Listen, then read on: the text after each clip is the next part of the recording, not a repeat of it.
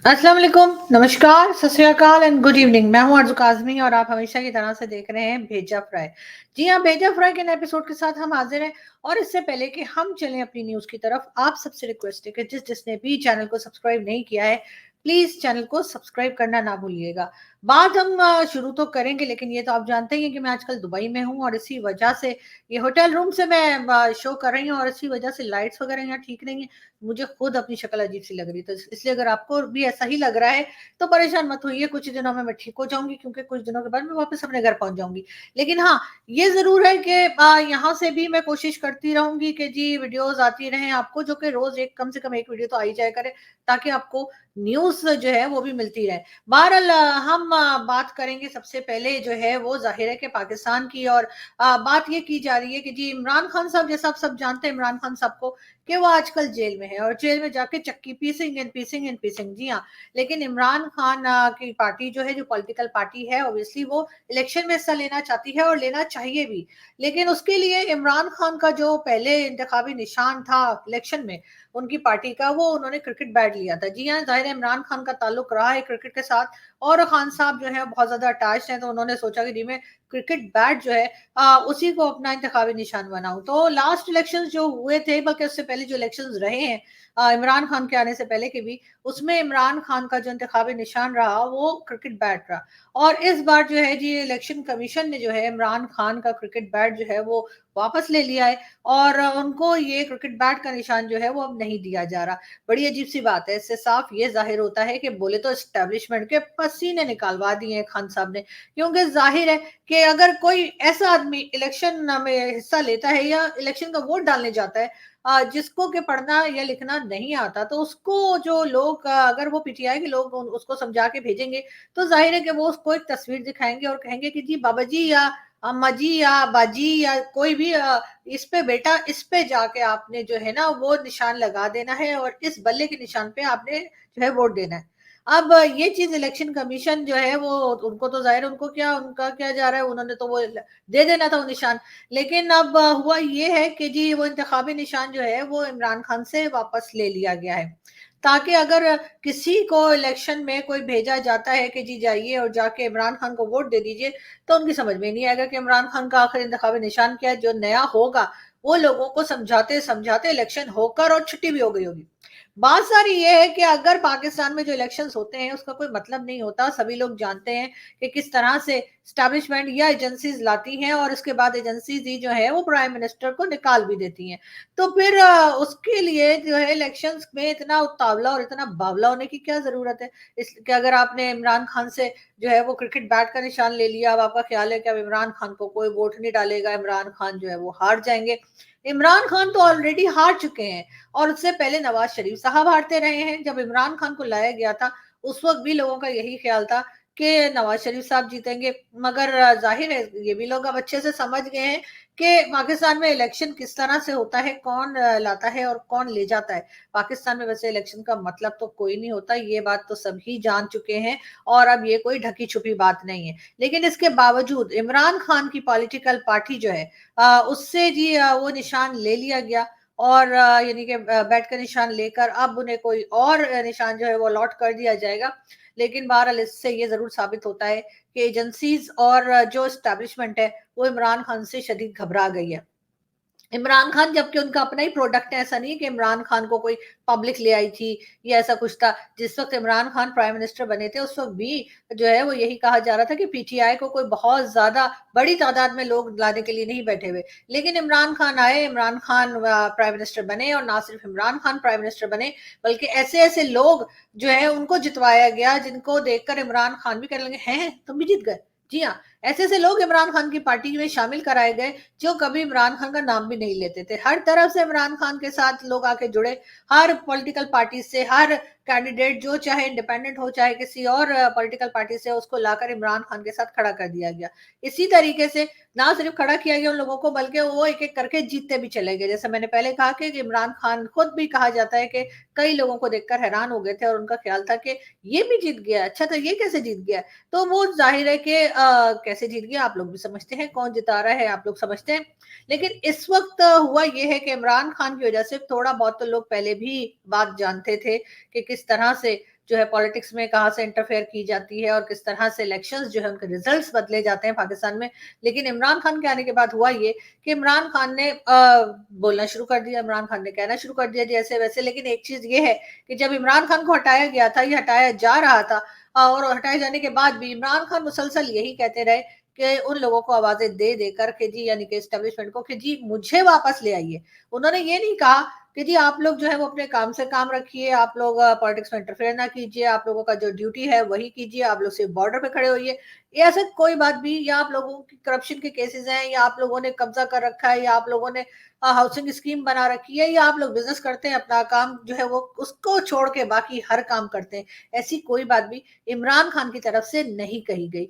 तो लेकिन यकीनन कहीं ना कहीं उसके बाद इमरान खान ने सिर्फ यही कहा कि जी मुझे ले आइए, मुझे ले आइए और मुझे ले आइए। वही चीज जो आजकल बिलावल भुट्टो जरदारी सुबह से रात तक कहते रहते हैं कि जी नवाज शरीफ को चौथी बार लाने के बजाय मुझे आजमाइए। तो यही चीज इमरान खान ने भी कई बार कही कि जी आप मुझे लाइए। और ऐसे करते करते अब हाल ये है पाकिस्तान में कि अगर आप रोड पे निकलें और आप रोड पे कोई आदमी सब्जी बेच रहा है, कोई फल बेच रहा है, कोई जो है मोची है, या कोई जूते पॉलिश करने वाला है, वो वाले नहीं जो फौज के होते हैं, सॉरी, वैसे मतलब जूते सचमुच में जो पॉलिश करते हैं, यार क्या हो गया आप लोगों को। हाँ, तो इस तरह के लोग भी अगर आपको कहीं मिलेंगे पाकिस्तान में, तो वो सिर्फ एक ही बात कर रहे होते हैं, और उनका कि अगर आप उनसे पूछें, उनसे कहें कि जी पाकिस्तान का ये हाल किसने किया है, पाकिस्तान को इतने डैमेजेस किसने पहुंचाए हैं, पाकिस्तान की इकोनॉमी किसने खराब की है, पाकिस्तान का इतना नाम किसने खराब किया, या पाकिस्तान की हालत किसने खराब की है, कंडीशन जो सब पाकिस्तान की है कि हमारी बात कोई नहीं सुन रहा, ओआईसी वाले भी नहीं सुन रहे, यूरोप भी नहीं सुन रहा, अमेरिका भी, चाइना, कोई तरफ से पाकिस्तान की बात नहीं सुनी जा रही।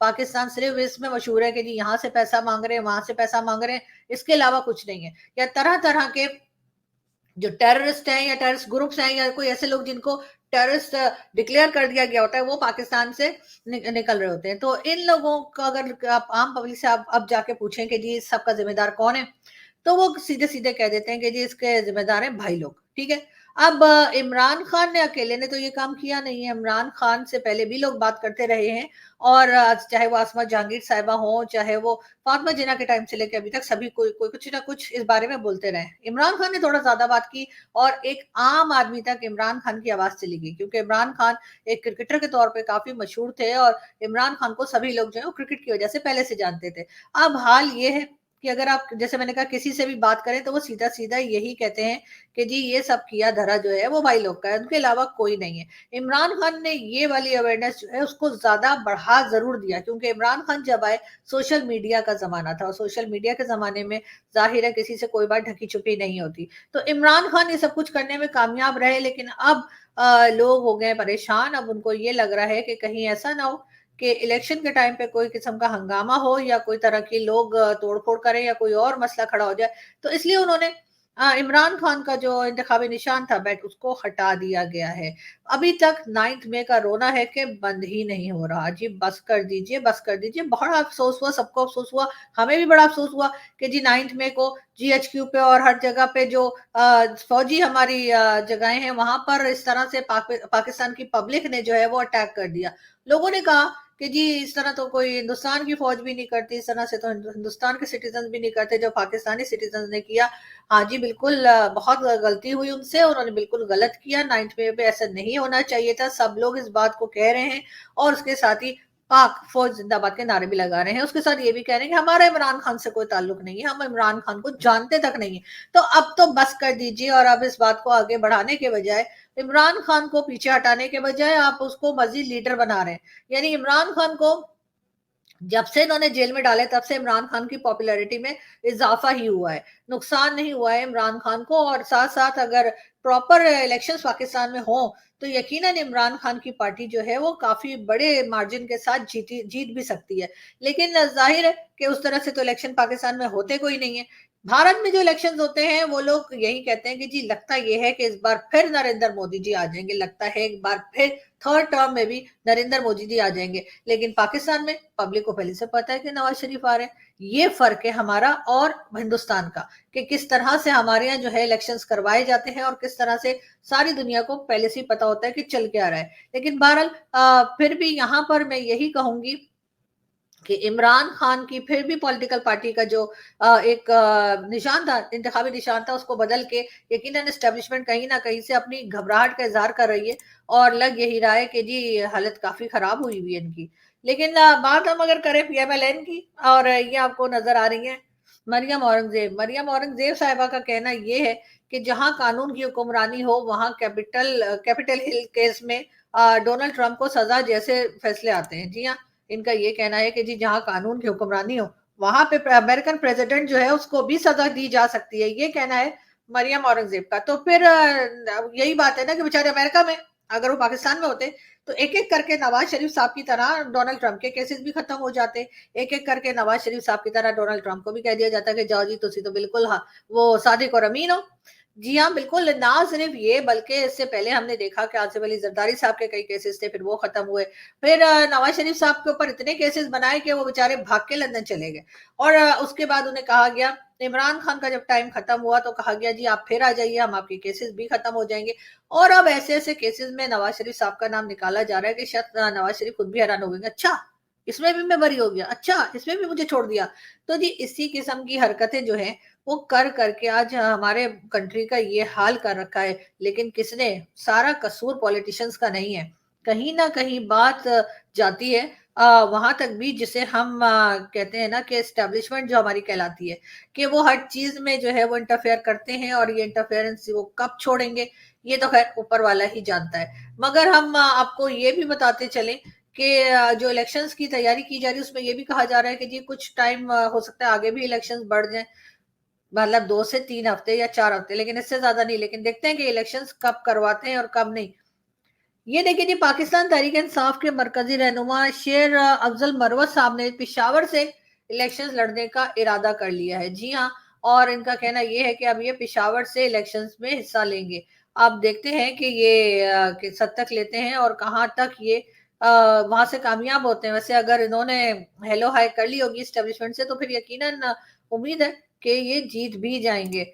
हम बात करेंगे एक बार फिर, ये भी वही मरियम औरंगजेब है और ये यही कह रही है कि जी डोनाल्ड ट्रंप की सजा पे खैर ये बहुत ज्यादा हैरान है। इतना ज्यादा तो डोनाल्ड ट्रंप भी हैरान नहीं हो रहे होंगे जितना मरियम औरंगजेब हो रही है कि जी ऐसे कैसे निकल गए, ऐसे कैसे छोड़ दिया, ऐसे कैसे हो गया।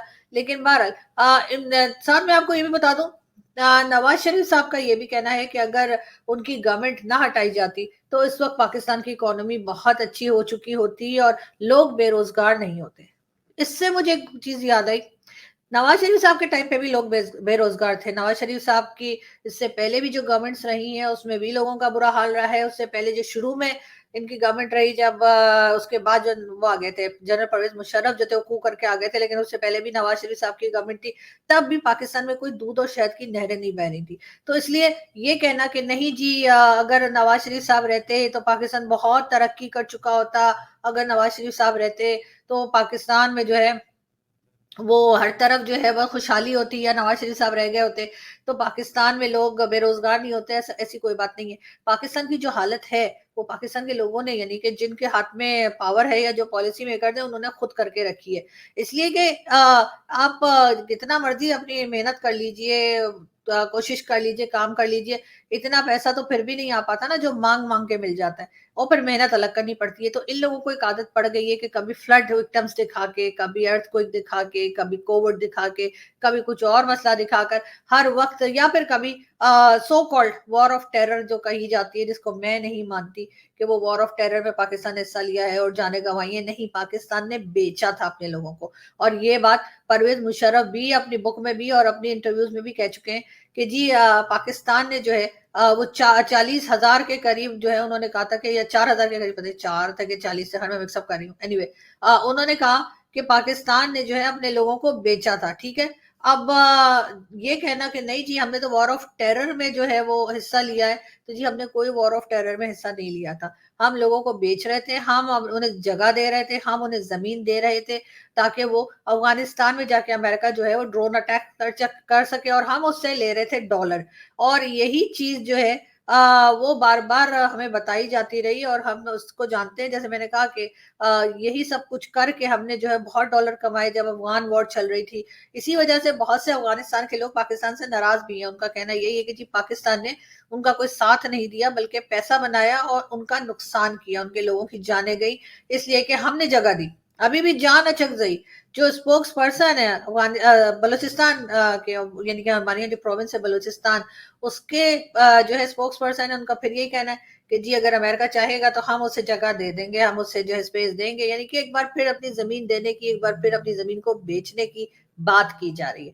खैर अब अगर आप लोग ये कहेंगे कि हमें शर्म नहीं आती तो जी शर्म तो हमें नहीं आती, हम क्या करें हम लोग, लेकिन मजबूरी है हमारी, हम ढीठ हो गए। लेकिन ढीठ हो गए से मतलब ये नहीं कि हमारी आम पब्लिक ढीठ हो गई, हमारे लीडर्स, सो कॉल्ड लीडर्स, ऐसे लीडर्स भी नहीं है, ये सारे के सारे पॉलिटिशियंस हैं, इनको तो मैं लीडर भी नहीं मानती। लेकिन ये ज़रूर है कि ये इसी तरह के काम कर करके इन्होंने पाकिस्तान का ये हाल किया है और आगे भी इसी कोशिश में लगे हुए हैं कि किसी तरीके से जो है वो फिर दोबारा से अमेरिका जो है वो खजानों के मुंह खोल दे या अमेरिका एक बार फिर इनको डॉलर वॉलर देना शुरू कर दे ताकि फिर ये लोग जो है वो डॉलर पकड़े और कहेंगे हाँ जी यहाँ से ड्रोन अटैक कर दो। लेकिन अब अमेरिका फिलहाल शायद इस मूड में नहीं है, मगर हाँ अमेरिका को पाकिस्तान की जरूरत जरूर है फिलहाल, अफगानिस्तान के लिए भी और उसके साथ साथ चाइना के लिए भी। और चाइना वाले जो हैं वो तो ज़ाहिर है पाकिस्तान को इस्तेमाल करते ही हैं और वो करते हैं इंडिया के अगेंस्ट। अब भारत को तो चाइना वैसे बॉर्डर पे तो जो मर्जी आप समझे लड़ाई झगड़ा चल रहा होता है।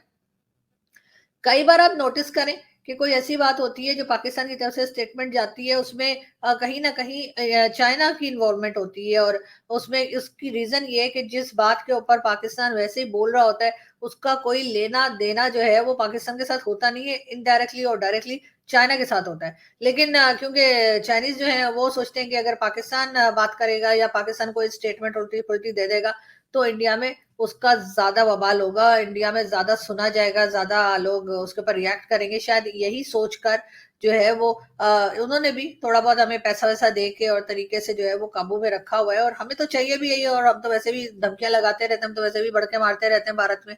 तो चले एक उसके लिए चाइना के लिए भी सही, उसमें कौन-सी बड़ी बात है। लेकिन बात ये है कि इस तरह से करके आप लोग कब तक, यानी मैं पाकिस्तानियों से कह रही हूँ कि कब तक आप कंट्री को चला पाएँगे और ये हरकतें करके आप कब तक जो है वो ये बता पाएँगे कि पाकिस्तान जो है वो कब प्रोग्रेस करेगा और किस तरह करेगा। एजुकेशन सिस्टम हमारा खराब है, इकोनॉमी हमारी खराब है, फॉरेन पॉलिसी हमारी खराब है, दिमाग भी हमारा ही खराब है और उसके बाद हम किसी चीज़ को ना मानने को तैयार हैं और ना सुधरने को तैयार हैं। हाँ, मगर ये ज़रूर है कि इस चक्रों में लगे हुए हैं कि किसी तरीके से जो है वो भारत से बातचीत हो जाए और भारत के साथ ट्रेड खुल जाए। चले ट्रेड फर्ज़ करें ट्रेड खुल गई, पाकिस्तान की इंडिया के साथ ट्रेड ओपन हो गई।